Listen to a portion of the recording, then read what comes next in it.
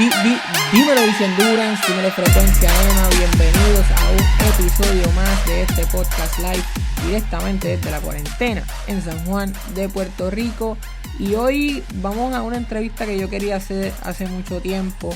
Lo que pasa es que como hay que hablar en inglés, pues lo pensaba, porque quizás pues mucha de mi audiencia prefiere el idioma español, pero dije, vamos a hacerlo anyways, que se puede perder, estamos en cuarentena, todo el mundo necesita hablar y relajarse y despejarse, así que le tiré un DM a Mike Rosario, estrella de los Piratas de Quebradillas en el baloncesto superior nacional, ex miembro de la Selección Nacional de baloncesto de Puerto Rico y de la Universidad de Rutgers y la Universidad de Florida, y hablamos de todo, desde su salida de la selección, los problemas fuera de la cancha, hablamos de sus expectativas, hablamos de su transformación, que ha sido bastante evidente, hablamos de cómo está afrontando la cuarentena, ya que decidió quedarse acá en Puerto Rico, al contrario de muchos otros jugadores que decidieron irse a su casa en los Estados Unidos. Así que es una conversación bien íntima, entiendo yo, con Mike Rosario. Él mismo dice que nunca tiende a dar muchas entrevistas. De hecho, amigos míos periodistas me dijeron que es una de las pocas entrevistas que existe a fondo con Mike Rosario. Así que por eso estoy sumamente agradecido con Mike. Si a usted le gusta lo que escucho en este podcast, por favor déjenos una valoración de 5 estrellas donde quiera que escucho el mismo, para así llegar a más personas. Pase por nuestro blog easyendurance.wordpress.com, ahí está todo nuestro material escrito, blogs, entrevistas y demás. Y si anda por Facebook, denos un like en nuestro fanpage Easy Endurance para más artículos originales, el contenido de podcast, ahí están las entrevistas, Facebook Live, hay noticias, hay de todo un poco, para todos los gustos y todos los colores. Así que sin nada más que decir, vamos a hablar con Mike Rosario de los Piratas de Quebradillas en Frecuencia Emma. ¡Iu!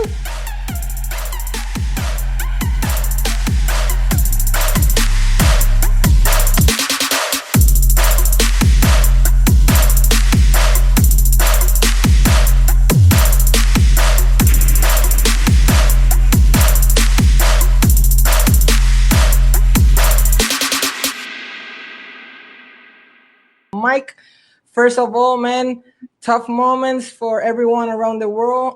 How are you feeling so far? I'm feeling good. You know, I just, take it day by day and, and just hoping that everyone could just, understand that, it's just a storm that we all had to go through. And collectively, we just got to be strong, and continue to be happy and continue to be positive every day still, and that day is going to come where we could just, be normal again and see our loved ones and have a great time. Right. You're right now in Isabela, I believe, right? Yeah. In Isabela. But you are born and raised in New Jersey. Do you have a home in New Jersey? Yeah, born and raised in New Jersey, and, and thank God, my family back home is okay. I check on them each and every day, and that's my second home right now. Puerto Rico has become my first. Right. I was going to ask about it because you're one of the few players that stayed in Puerto Rico during this whole pandemic and the quarantine. So why did you decide to stay? Because I just feel like right now is not a safe time to travel, especially, with the conditions in, New York and in New Jersey right now. The cases are very high, and, I felt more comfortable being here. Right. Do you have anyone, close to you, any friends that may have tested positive for Corona so far, or everyone is safe? No, not that I know of. Everyone is safe, and just following precautions, staying home and, washing their hands and making sure they're drinking their vitamin C and, taking care of their stuff. Right. Mike, talking to you at the beginning of the season, even in the preseason, like for me is amazing the transformation that I've seen in you, like in your demeanor, like how you present yourself, like from 2013 when you first got to the league to where you stand now. It's day and night, cannot change. Obviously, God has been a major part of whatever you're doing. But how are you coping with all of this right now? Mentally, psychologically, it's tough. How are you staying positive? Every day posting positive things on your accounts and your social networks. Is this all part of their new mic? Yes, this is part of the new mic, and all praise to or high, is God, because He definitely put me in the right place mentally and physically, and I just try to utilize my platform, especially right now, to give people hope and let people know that days like this was already written to come, and if you read Revelations in the Bible, it tells you everything that's happening right now. And I just, over the past couple of years, I just felt I needed a change. I needed a change in my life, and mentally and physically, and no one was gonna do that but myself. So I gave myself the ultimate challenge, and that started with me, giving myself to the man upstairs first, and then making the commitment to the everyday life, which is, my blessing that I have. I can play basketball at a very high level, and also my communication with people is much more stronger.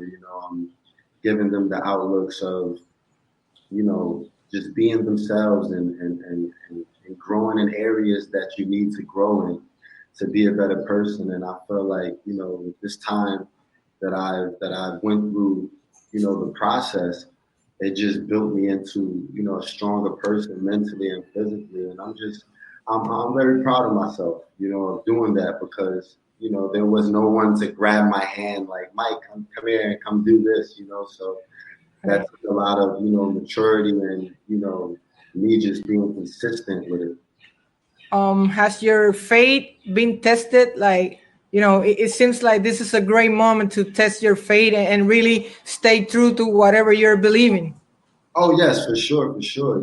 There's days when even though through this process, I'm still trying to keep my body in shape and, eat the right foods and, go out and get some sun, and it's just been tough. But also you gotta look at this as another challenge. I look at it as another challenge, and, I know from reading, and reading, I know for sure, like right now, we're just going through a dark time that's only temporary. And, I just try to keep my spirits up every day and just try to, think positive things and do positive things. And, it's been a challenge, but I've been through a lot of challenges in my life where I overcome. Right, right. I see you, using your time wisely these days. Like, you live pretty close to the ocean, so that's a luxury right there. You work out, you're watching a lot of Netflix, and I would like to know, like, what's your day layouts? Like, how do you spend your days? Like, what are you doing, man? Oh, for me to kill the hours, I get up in the morning, I fix some breakfast, and after breakfast, I'll go out right here on the patio and I'll do a little workout for about an hour and a half. And then I'll go take a walk on the beach right here and kill 2 hours, just soak my body in the water a little bit and just get some sun. And then I'll take the basketball over here. We have a little basketball court rim inside here that has no net on it, but I still, I grew up without playing with nets on baskets. So I just, I just soak in everything that's happening in a positive way. And I just try to utilize my time, just, being active and doing things that I can control. And, I just stay in shape. I try to work out every day, eat the right things, and make sure I go touch that basketball hoop every day.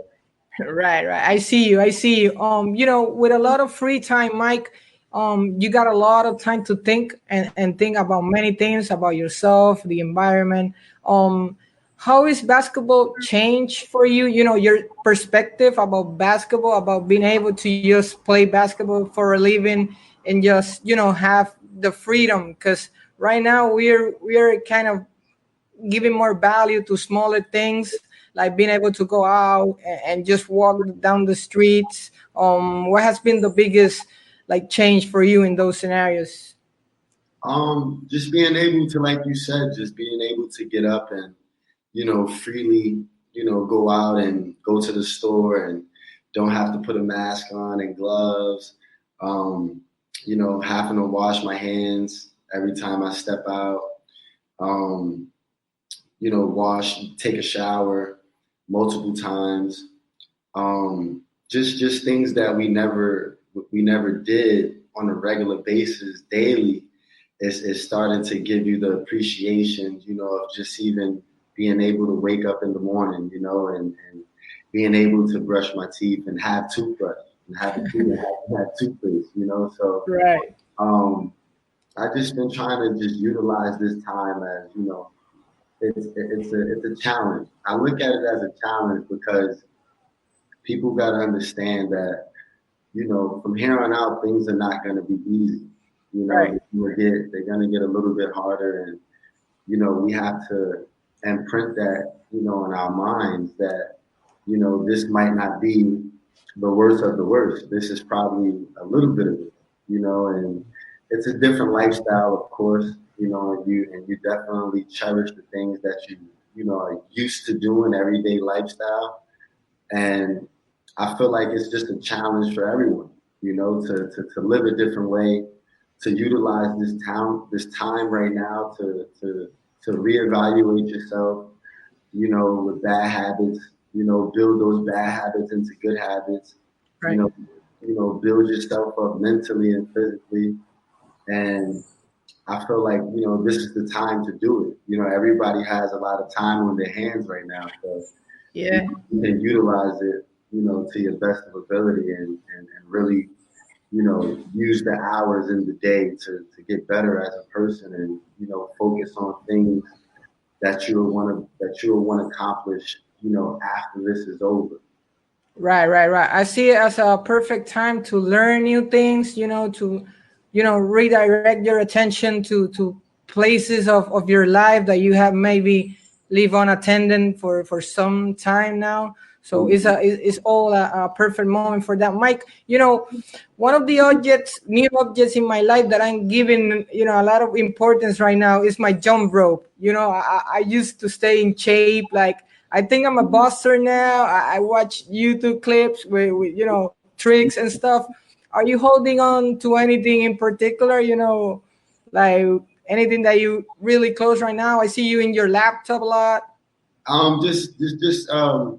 I have my PlayStation, so I just try to play some basketball, keep myself active on the game, and play online against my teammates too as well. And my Normatec, which is huge, the one that the recovery boots. Yeah, the recovery boots. So I take advantage of that. Every time I finish, workouts and just being able to take care of my body at the same time during this time, and and still enjoy getting in contact with my teammates and being able to play online with those guys. And that's something that I cherish the most right now. Right. Mike, let's talk about basketball. Like this year, man, Piratas de Quebradillas has a sick team, like one of the most complete teams, like since the beginning. You were in sync. You were one of the first team to start your off season and really work hard. Like I see you guys like championship contenders since day one. How were you feeling so far with the couple games that you play? Were you really looking forward to going back to the championship? And you had a tough team, bro. Like really sick team. Yeah, and I think about it every day. I just look at it as, this team is still put together right now. And we're just waiting. We're just waiting for the opportunity to get back together and continue to keep working hard. I know that all of these guys are still ready and they have the right mindset still. And, I just feel like we definitely going to do something special. We definitely going to do something special because, when you work hard, you get rewarded, and I feel like, our whole team has already put themselves in the bind of the focus of, bringing it every day, and bringing it every game. And, that's something that stands out a lot about my team and my teammates. So I feel like that we're definitely going to be ready. If we hopefully, the league start back up, we're going to definitely continue where we started off. When I think about Quebradillas, I also think about LeBron James and Anthony Davis in Los Angeles, because they got the team, they got the record, they were shooting for one more ring, and then coronavirus, man. How tough luck is that? Oh man, that was a tough one for those guys because, those guys put together a great team. They built a nice team around LeBron, and I from watching those guys, you can tell that everyone was committed, to the task at hand, and the task at hand was just let's get as many wins as possible, and the main goal is to win the championship, obviously. So, and I felt like they were playing with another chip on their shoulder, especially after, Kobe Bryant passed away. So I definitely had all my chips in the basket on those guys. Yeah. I'm a big LeBron fan, so I'm bleeding inside right now because I needed that ring, bro. Mike, you started your college career at Rutgers, and then transferred to Florida University. I've always been curious about that change. Why do you do it, basically? To be honest with you, at Rutgers, my first 2 years was absolutely amazing with the basketball and everything that they had laid out for me when I first got there. Me being the first McDonald's All-American to go to Rutgers ever, and I was somewhat a rock star on campus. So I was like, living in this different world as a freshman. I'm 17 years old, and I was getting everything handed to me on a plate. So it just, at a time, it got a little bit difficult for me because I wasn't getting better. I was going out and my talent was keeping me alive. I was being able to do what I was doing because of my talent, but I wasn't really, attacking the basketball lifestyle as I should. And I woke up, I'll never forget, I woke up one Sunday morning and I sat there on the edge of my bed. This is my sophomore year, the end of my sophomore year. And I was like, okay, I'm scoring, 20 points a game, 30 points a game, but we're still losing. And, where I come from, winning is just a part of my blood since, growing up. And then I went to high school. I probably lost like 4 games in high school and throughout my whole high school career. So when I got to Rutgers, that was also something that I was dealing with too, the losing part. And in my mind, I felt like I was winning because I was accomplishing my individual goals. And at the time, I didn't know anything about, a leader. I was 17 years old and I thought, okay, I can lead by example by scoring a lot of points every game. And all the other things didn't come to par with that. Being on time, being the last one to lead, putting in extra work. So like my talent was covering up a lot of the room that I still have more to improve and attack. So I wake up this one Sunday morning and I called my mom and I was like, I want to transfer. Because I sat there for 2 hours and I thought about it for so long. And I was like, Mike, like, let's be true to yourself. You're not playing against, real competition in practice, but I'm playing against, the best guys in the Big East at the time. but I still wasn't pushing myself to that extra edge in practices because I felt like, growing up, the way you practice is the way you play. And I wanted to surround myself around other great players, not just good players, other great players. And I called her and I was like, I want to transfer. And she was like, why? Like, just asking me a lot of questions. And I told her why. And the reason why is because I felt like I wasn't, getting better as far as mentally and physically.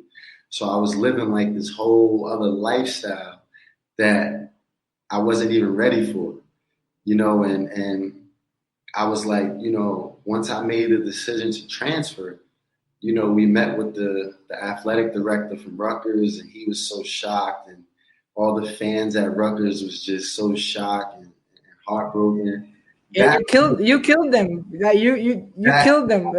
That was a tough decision for me because that's my home state. That's where I was born and raised, and that was the main reason why I stayed back at home to drive other players to play in the state and don't go to really big schools, and let's try to build something special in the state.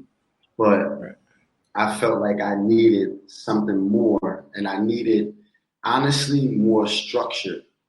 That's what I really needed, and more discipline at the time because I was young. And I made a decision, and Billy Donovan, Florida, was like one of the first teams that reached out to me. And the reason why is because I had a relationship with Joakim Noah. I still do. That's my big brother. And he was the one that, obligated me to really look at Florida. Really look at Florida and trust Coach Billy's instinct in coaching and, and the process. And Noah is a New York guy, and so basically you were related to some point because of being at the same place, kind of. And he was a beast. He went to school. He went to school at Providence too, so we were sharing some of the similarities of him playing in the Big East. Him being a guard, and he's like really a guard coach, and that was icing on the cake for me to go play for him. And, I went on my visit and I connected with him, in another way that I wasn't expecting. And, right away I knew that was where I belonged.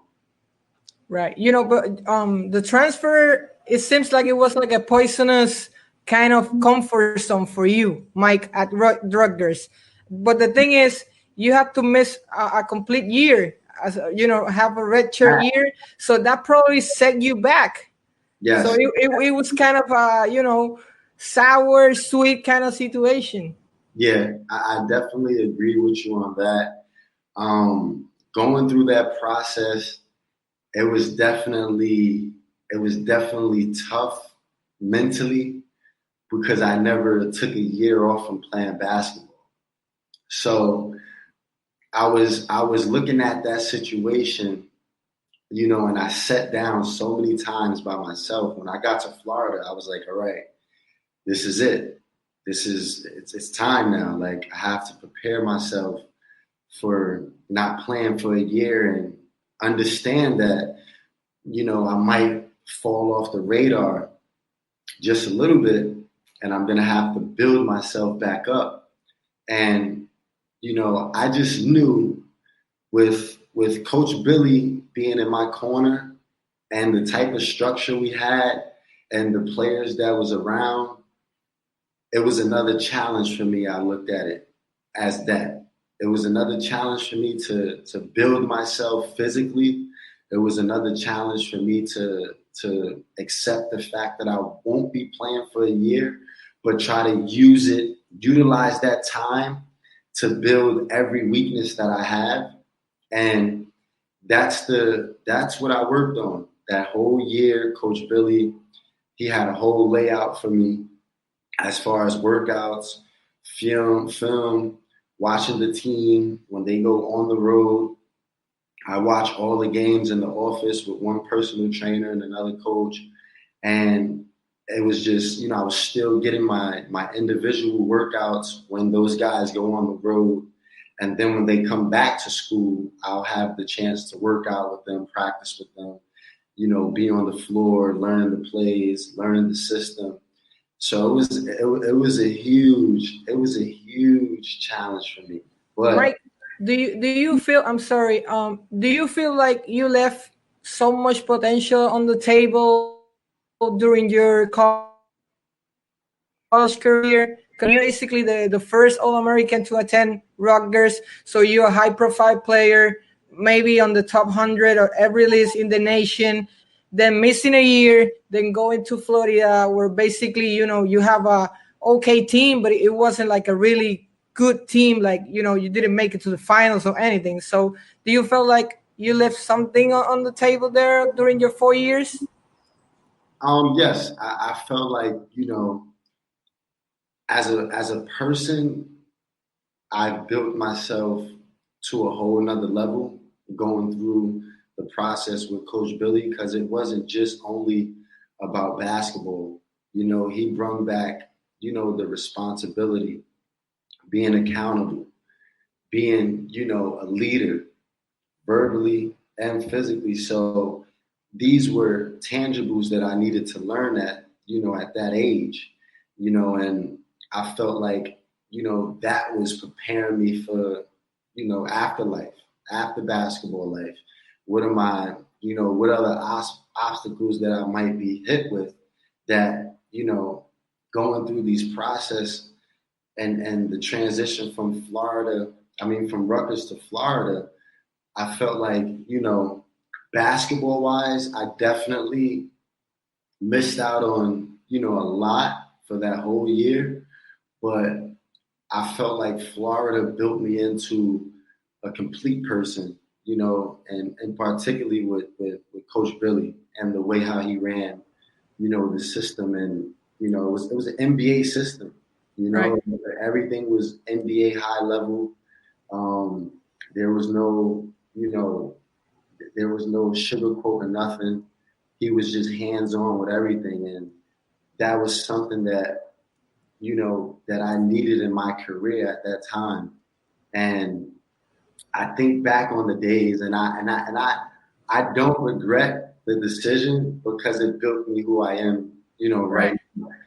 As far as me knowing the knowledge that I know, and the leadership that I know, and I know what it takes to be a champion, and and being around high level players, NBA players, during the summer times. That was something that I cherished the most, being at Florida.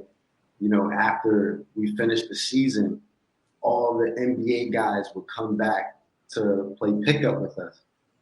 And at the time, you had all these guys in the league, Corey Brewer, Joakim Noah, Al Horford, all these guys used to come back and really, really stay on campus for 2-3 weeks.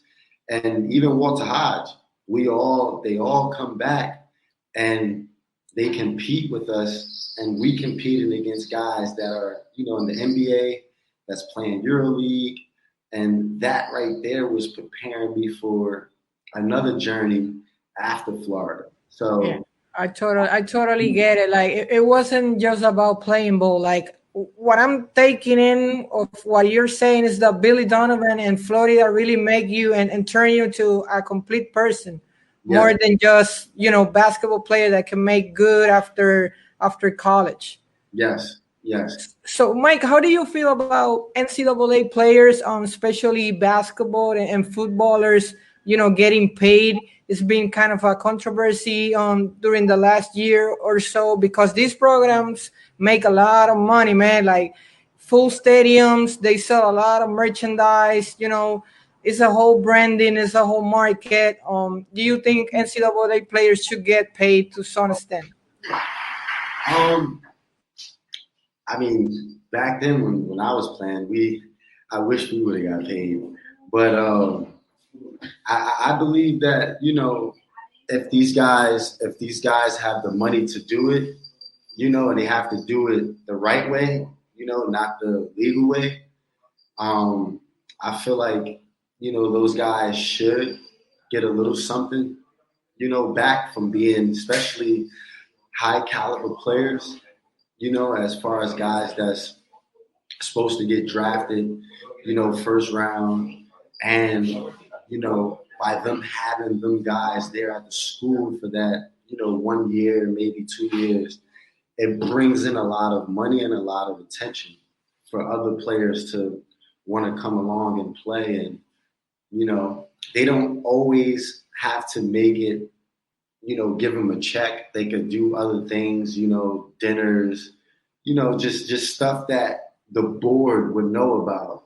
And they don't have to be under the table with it. I feel like, those guys could, receive a little bit here and there, and because those are the guys that's, putting the money in the program at the time. And I feel like, nowadays it's different because, guys was doing, things that they weren't supposed to be doing at different schools, and, kind of made it bad, for the whole college NCAA, because now they're checking into everything that's going on, with each and every player.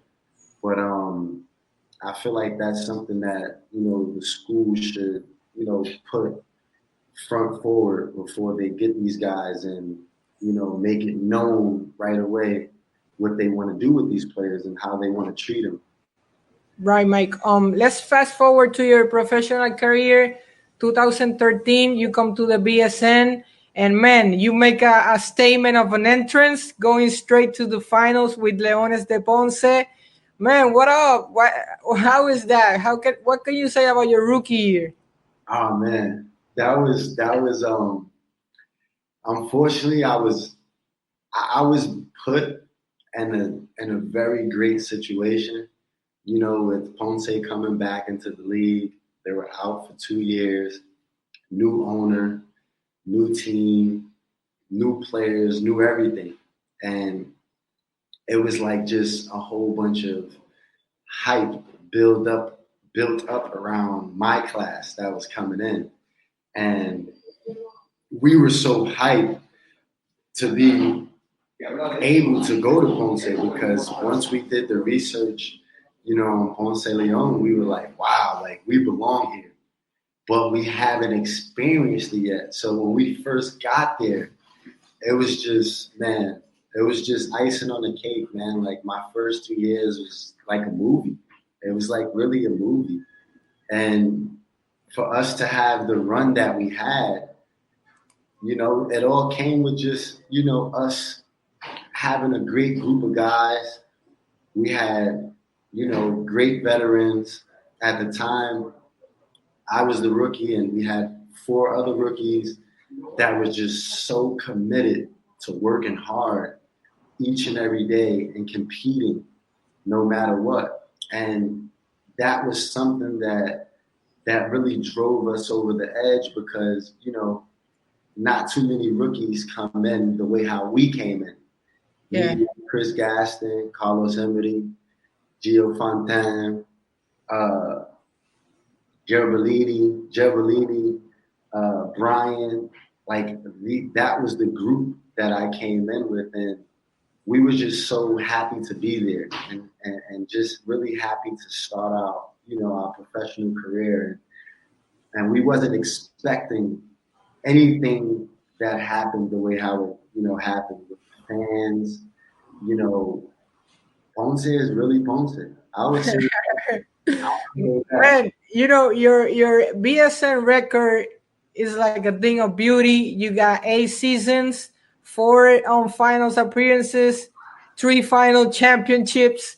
Come on, man, that's like Mayweather efficiency right there. I'm gonna put you in a tough spot, Mike. So you have to compare and choose between your 2 championships in Ponce, going back to back, 2014, 2015, to your Quebradillas in 2017, where I think you were kind of main figure. Man, tell me about those two. How did they compare for you? I would say at Ponce stuck out the most because we had a chip on our shoulder. We lost the first year to Quebradillas in the championship, and that was really a low blow. And we took that, as another challenge to come back the next year and try to win it. Mainly not for ourselves. We wanted to do it more for the city because they supported us. Even when we was doing bad, they still was there on the road, taking long road trips, 6, 7 buses. People missing work. Like it was incredible to see that, and the passion just behind that. I think that that's what gave the owner of our team, Oscar Santiago. He just really wanted it as much as we wanted it, and the fans even wanted it at one point more than us. And when we made the commitment, when Oscar made the commitment to bring us all back for that second year, it was like, okay, we came back, we got the job done, we won the championship, and it was just it was like, I call it built up adrenaline. Like it was so built up from the first year we lost that we wanted to do it again, even after we won that first one. But we wanted to keep the same team. And that was another big challenge for Oscar. And he gave us complete hope to do it again because, right after, we won the championship, he came in the locker room with with really nothing to say but congratulations, and I'm bringing the whole team back again, and we're going to do it again. That's how you do it, man. That's gangsta right there. We were like, what? He's going to bring us all back again? And that just gave us a whole nother, type of energy that we needed, because we knew that a back-to-back wasn't done, with this team. And that was something that we were trying to accomplish, the first year, to win it, and then come back that second year. So, coming back that third year was just absolutely great for us. We had the same team, the same amount of fans, the same atmosphere. It just was a type of energy that's hard to explain. That those 3 years in Ponce was just unbelievable. Right. Mike. Yeah, I'm sorry. You can go on. You you're gonna say it. And with coming to Quebradillas, the first year when I got here, it definitely showed a lot of similarities because the first year when I came, there was a lot of hype behind me and what I could bring to the city, and how I can, accomplish a championship with this organization because they see me do it in Ponce. So that was a whole nother challenge for me. And, the fans made it a little bit hard for me too when I first got here. So that was another challenge for me. So I just soaked up, all the challenges, I just soaked them up in a positive way. And, I just made sure that, I wasn't going to let them down. And, I was going to give it my all, just like how I did in Ponce. And unfortunately, we were able to win another one. And that was special because no one expected us to win it that year either. My first year coming to Quebradillas. So that was special to bring back another championship for the fans here. Mike, when you look at your resume, people might think you're actually older than you are. Bro, you're 29 years old. Like I said, 8 seasons in the league, 3 championships, 4 finals appearances. You got to be honest with me on this one, Mike. Why are you not on the national team? If you have to choose like the main reason, we can skip the question if you want, but I would appreciate your honesty. I'll answer it. Me personally, I had to, like I told you before in the beginning of the interview, that was part of, my reason of me not being there, because I wasn't mature enough. I had to really, build myself to a complete person mentally and physically and become more of a leader, because, that's what I have.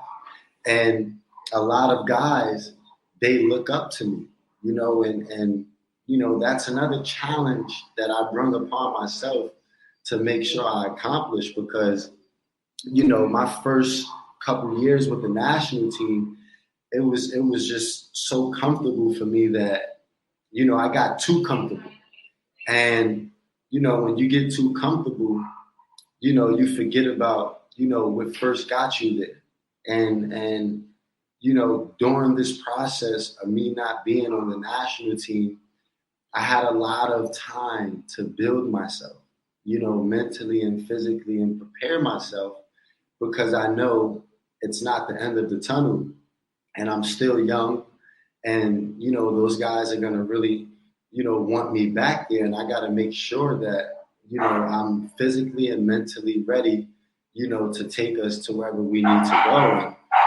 And, I took that as a real complete challenge for me, because personally, me representing the country at 19 years old, with the 19 and under, we did some special things. And I look back on those moments and I cherish them so much, because nobody really understands, what it's like to represent, a whole country. And, I've gotten a dose of that in the beginning of my teen years.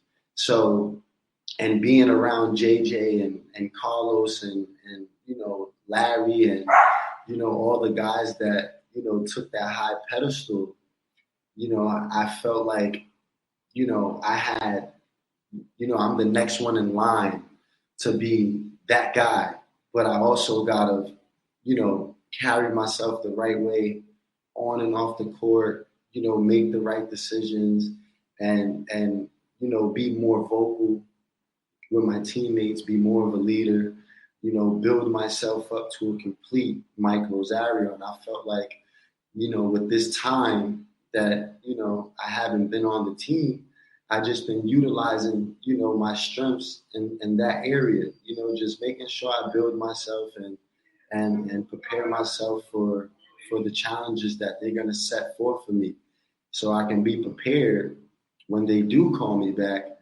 which is, going to be soon, but I'm just, I always stay on the process and, stay positive, and just, continue to keep getting better as a person and as a leader, and, on and off the court. And now I'm, at that point where, I'm ready. I'm complete now. I'm ready. And, I believe that those guys see that, and, my coach, my teammates, and, those guys are just ready to have me back, and I'm ready to be back as well. Mike, I really appreciate you answering the question, because I think it takes a lot of courage, a lot of matureness, going through some dark places to actually come out with an answer like that. So I congratulate you on, stepping through that situation and being able to talk about it. It says a lot of good things about you. Mike, we're almost finished here, so I want to talk about who you think is the toughest matchup defensively in the league, or overall, who has been the biggest matchup for you? Like you say, yo, Emma, this guy is a tough guard for me. I would say it's two of them. I would say first, David Huertas. That's definitely. You know what? I was gonna say about 2013, the championship. I think he was in Quebradillas, right? Yeah. Like that dude was unstoppable in the finals, bro. I'm gonna be honest with you. That was the first dose that I've got, being a two guard in this league and who I was gonna have to go up against day in and day out. And ever since, it's just been battles. It's been battles and battles and battles. And I felt like, especially, shout out to David. That's someone that I definitely look up to, big brother. Man, and he went to Florida too. Going up against him just, really made me into a better player as well. With the start of my career, being in the BSN, coming across that matchup, he really, physical with me, making me work for everything. And, I just was this little skinny kid coming into the league. So I was just like, coming in like Macho Man. And, he definitely, showed me the ropes, as far as, being, the at a high caliber level at the two guard position in this league. And I'll say that's the first person that gave me problems on the defensive end, because he's a big guard, he's 6'5", physical, can shoot the ball, can get to the basket. Defensively he can play defense as well. And that was something of another challenge for me, because I know in order for me to be the best at my position, I got to compete against the best. And, he's the best two guard on the island. So I was considered number two. So this is my matchup. So I definitely enjoy it. I embrace it, and it definitely, completed me into, a real good two guard here in this league going up against him. You said you had two. Who's the other one? And toughest matchup. The other one for me, I would say, is Victor Liz. Oh, Dominican power. Victor Liz, because it's easy to guard someone with the ball, but he moves so much without the ball, and he scores a lot of points without the ball. So that's another challenge for you defensively. On the other end, it's not only guarding him on the offensive end, you have to guard him on the defense end as well, because you have to block him out. He's one of the guards that I've seen, besides him and Mendoza, that grab a lot of rebounds at the guard position. He's like that guard in this league that grabs 6 or 7 rebounds, Victor Liz. And that's a whole nother challenge for whoever is guarding him on the defensive end. And I felt like, going up against him, that also made me, a better player, a better defensive player, because you can't take no days off. When you're going up against David Huertas and Victor Liz, you can't take no games off against those guys. It's 4 o'clock. The time you take, any possession you take off, any play, at any given time, those guys, they turn that into a positive for their team. So you got to be on your toes at all points with those guys. I'm gonna let you go after this one. You're now an entrepreneur.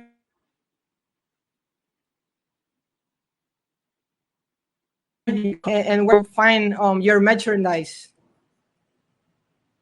Repeat where that. Can people? Can you talk to me a little bit about it, and where can people go and buy your merchandise? Let me look up this right now. It's a hold on the merch right now, because because of everything that's going on. But I'm gonna show these guys the link. But everything has been going great with the merch. I've definitely gotten good feedback.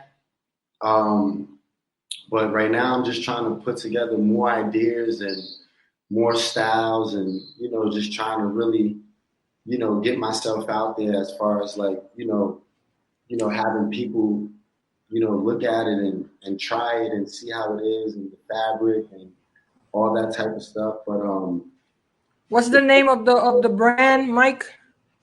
FANPAGE, FANARCH.com.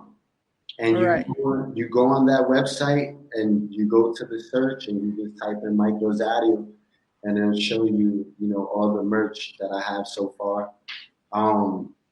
But yeah, we're just trying to build, a brand for myself. Besides the merch, I'm trying to build my own brand. So it's taking a little bit more time now with everything that's going on, but that's what we're looking forward to, for the future for me, is to build my own brand, have my own store.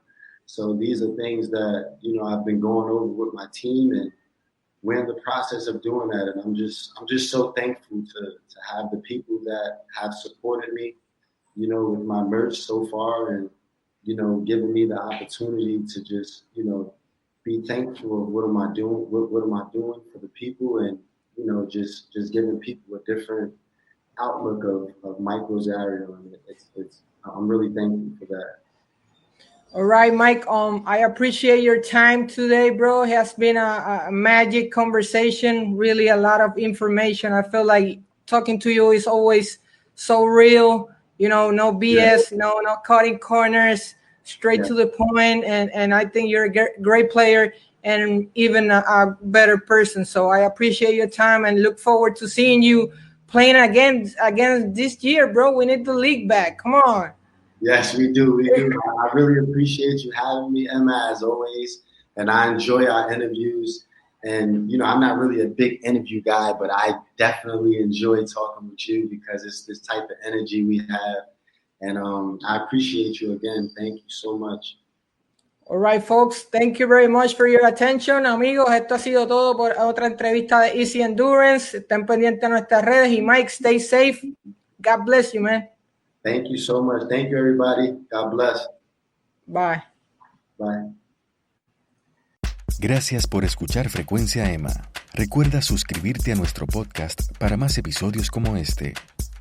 También visita nuestro blog en facebook.com Easy Endurance para más artículos originales, videos y noticias.